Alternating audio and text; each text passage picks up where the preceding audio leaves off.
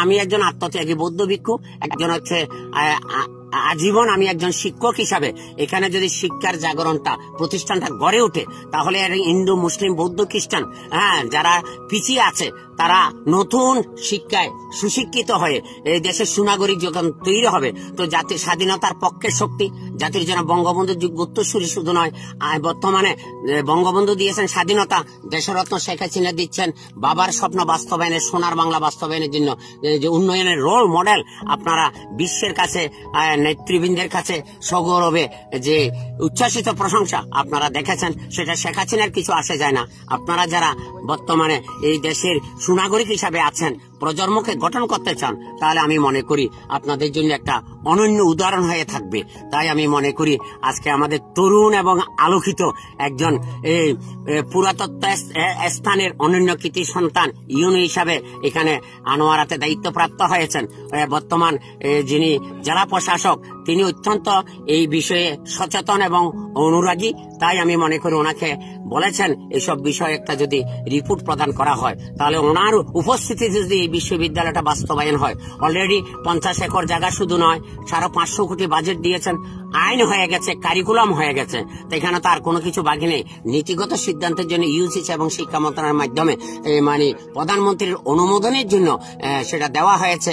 এখন প্রধানমন্ত্রীর টেবিলে ওই ফাইলটা জমা আছে, উনি যদি অনুমোদন দেন, এবং উনি পেপারে পত্রিকায় বিবৃতি দিয়েছেন 5টা বিশ্ববিদ্যালয় আমরা আপাতত করতেছি, তার মধ্যে পণ্ডিত বিহার প্রথম বিশ্ববিদ্যালয় যেটা আনোয়ারার মধ্যে প্রতিষ্ঠিত হবে। তাই আপনারা যারা মিডিয়া ব্যক্তিত্ব সাংবাদিকগণ আছেন, আপনাদের মেধা এবং দূরদৃষ্টিকে জ্ঞান আলো উদ্ভাসিত করার জন্য সৃজনশীল মেধা। এখানে স্থানীয় এমপি যিনি আছেন তিনি তো ভূমিমন্ত্রী, তার সাথে কোনো কথা হয়েছে? ওনার সাথে কথা হয়েছে, উনিও দেখবে বলেছে। ওনার বাবা, আমি কৃতজ্ঞতার সাথে স্মরণ করি আখতারুজ্জামান বাবু, যিনি আওয়ামী লীগের একবারে বোদ্ধা ব্যক্তিত্ব ছিলেন, তিনি আমাকে অলরেডি ব্ল্যাঙ্ক ফ্যাট দিয়ে দিয়েছে। উনি আমাকে ওনার বাসায় গুলশানে 3 বার নিয়ে গেছে। উনি বললেন, আপনি স্যার আমার কাজটা আপনি করতেছেন, তো সেই হিসাবে আপনি প্যাডের মধ্যে যা টাইপ করে আনবেন আমি সই করে দেব। আমি সেই জন্য ওনার পারলৌকিক শান্তি সুখ কামনা করতেছি, এবং ওনার যে মহানুভবতা, সবার চেষ্টা এটা না হওয়ার কারণটা কি? আপনি তো অনেকদিন ধরে চেষ্টা করছেন। না, আসলে মাঝখানে করোনা ভাইরাস হয়ে গেল, সেই কারণে পিএম এর সাথে কথা বলার সুযোগ সৌভাগ্য হয়নি।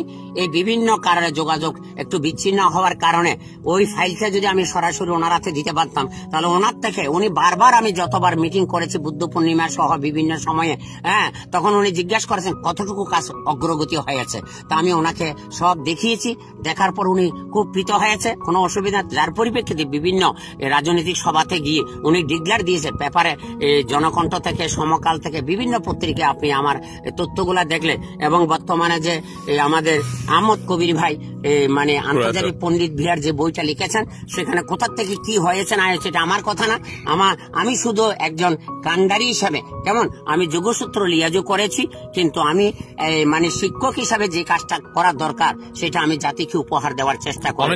একটা ভ্রান্ত ধারণা, মানে বৌদ্ধদের বিষয়ের জন্য আপনি তো ঠিকই আছে। আমি যেহেতু বৌদ্ধ সন্ন্যাসী, যেমন আমাদের প্রফেসর ভাই এসছেন, বশির ভাই, মোস্তফা কামাল ভাই এসেছেন, ওনার ওই পোশাক থাকলে আমাকে আর গৈরিক বসন হিসাবে চিহ্নিত করার কোন সুযোগ ছিল না। ওনাদের বদ্ধমূল ছিল না, ধারণা আছে এটা বৌদ্ধ বিশ্ববিদ্যালয় হবে। আমি তখন ডিক্লেয়ার দিয়েছি বৌদ্ধদের সংখ্যা হচ্ছে 1% থেকে কম, তো 1% দিয়ে কোন একটা প্রাইমারি স্কুলও নিয়ন্ত্রণ করা যাবে না। তা আমি তখনই বলেছিলাম এখানে ঢাকা বিশ্ববিদ্যালয়, চট্টগ্রাম বিশ্ববিদ্যালয় যে আদালতে হয়েছে, কেমন একই আদালতে এই বিশ্ববিদ্যালয়টা আমরা গড়ে তুলবো। শুধু ঐতিহ্যকে ধরে রাখার জন্য ওই আরবি ডিপার্টমেন্ট যেমন আছে, সংস্কৃত ডিপার্টমেন্ট যেমন আছে, পালি একটা ডিপার্টমেন্ট বা একটা ইনস্টিটিউট গড়ে উঠতে পারে, সেটা হচ্ছে আলাদা। ইংরেজি, বাংলা, ইতিহাস, অর্থনীতি, ম্যানেজমেন্ট, ল, সব ডিপার্টমেন্ট এখানে, সায়েন্সের সাবজেক্ট গুলা এখানে সম্পৃক্ত করা হবে।